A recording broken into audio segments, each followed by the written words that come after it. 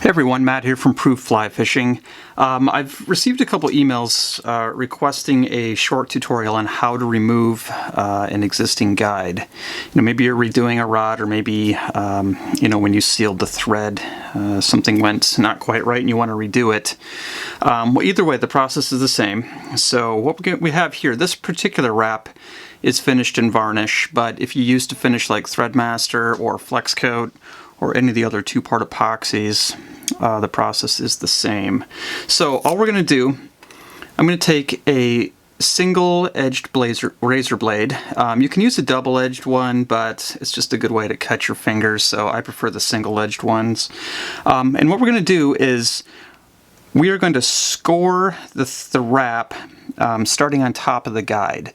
Now, the problem with doing it on the bottom or anywhere else is that we risk damaging the blank, and that's what we want to avoid. So by cutting on top of the guide foot itself protects the blank for us. So all we want to do is with the corner of that razor blade, put it right over top of the guide and then do a light pass.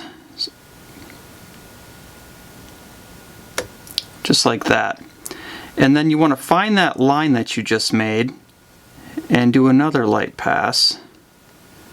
And keep doing that until you're through the thread. And you can generally feel a little difference in the way that razor blade pulls. You can feel less resistance once you get down to the thread.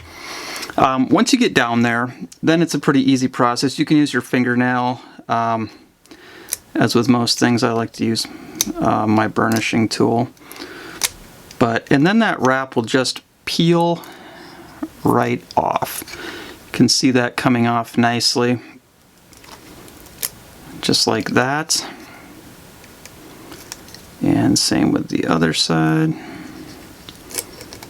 And sometimes you can kind of catch that loose end and it'll just kind of unravel.